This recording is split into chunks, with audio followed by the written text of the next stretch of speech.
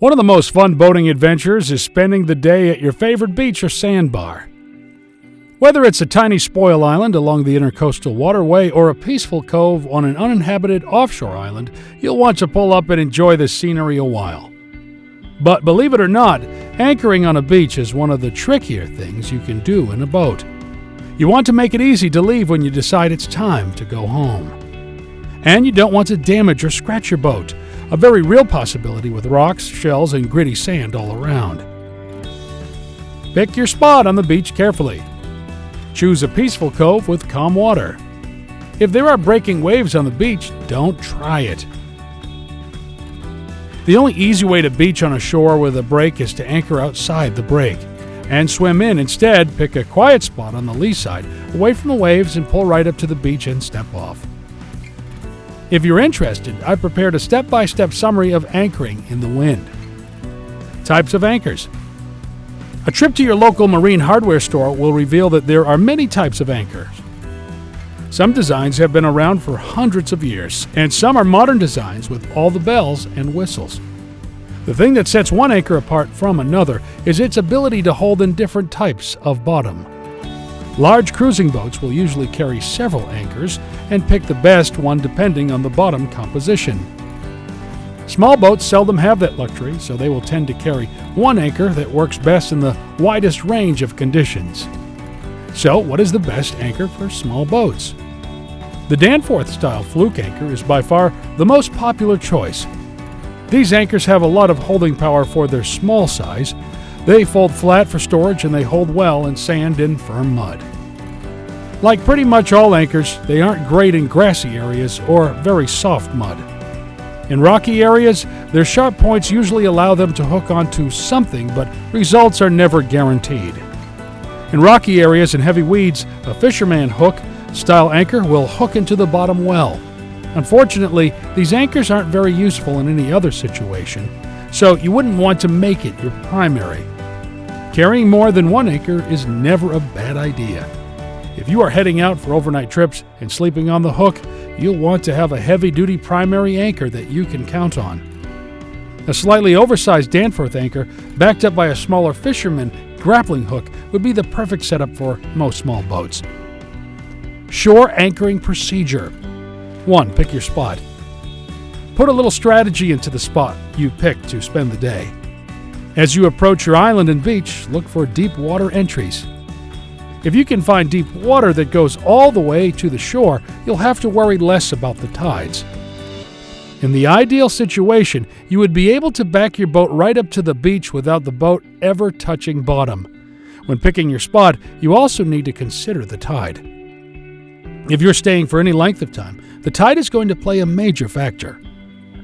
If you put the boat in shallow water or right on the waterline, now when the tide goes out, and your boat will likely be stuck until the tide comes back in. If you anchor too far from the beach and the tide comes in, then you'll have to swim back to the boat.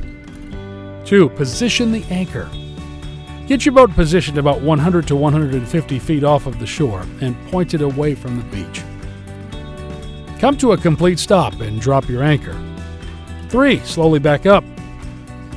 As you back towards the beach, let out the anchor line. After about 50 feet, put the engine in neutral and let the anchor line go taut. Make sure the anchor digs in and sets and that the boat stops. Now that your anchor is locked in place, continue reversing and letting out more line. If you have an outboard, now is the time to begin tilting to its shallow water position. Keep going until you are in knee to waist deep water. 4. Set a stern anchor.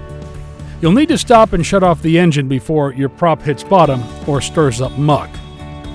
Once the boat is in knee-deep water, kill the engine and tilt it out of the water. You can continue walking the beach back toward the beach and then secure the vessel in position by using a smaller anchor set on the beach or by tying a line ashore. The main anchor will hold the boat, but you want to keep the boat from swinging away from the beach. Getting underway. After the day at the beach, getting underway should be easy if you did the first part right. You should be able to pick up your stern anchor, wade to the boat, and step aboard. You can then go to the bow and pull the boat into deeper water as you bring in the anchor. Once you're far enough from the beach and in deep enough water, lower your outboard and start it up. You can then bring up the rest of your anchor and get underway. Challenges to think about. Tide changes. The tides are going to cause you the most trouble. If the beach is very shallow for a long way from shore, it can be impossible to find a spot to get in and stay a while without getting stuck in the mud. Look for beaches with calm water to steep drop-offs. Waves and boat wakes. Waves make everything more difficult when beaching a boat. Waves harness an immense amount of power, and they can pick up your little boat and smash it down on sharp rocks in a moment's notice. Picking a quiet, protected spot away from breaking waves is critical. But waves don't always come from open water. Boat wakes can make some serious waves too, so keep this in mind if you're in a busy area. Big sports fishing boats, cabin cruisers, and some fast workboats can put out big waves of water. Hopefully, they aren't cruising around near shore, but regardless, a good wake could ruin your day if you're in shallow water. Sharp rocks and coarse sand. The surface of the beach plays a role in how you decide to anchor your boat. If there are sharp, jagged rocks all around, you'll need to give yourself more of a fudge factor by staying in deeper water. The anchor might not set, and if it drags or if a boat wake comes along, the damage could be severe. You'll see many boats beached bow first. Sand and rocks are not very forgiving to the gel coat on your fiberglass boat. If this is something you are considering doing regularly, consider installing a rubber or stainless keel strip on your boat.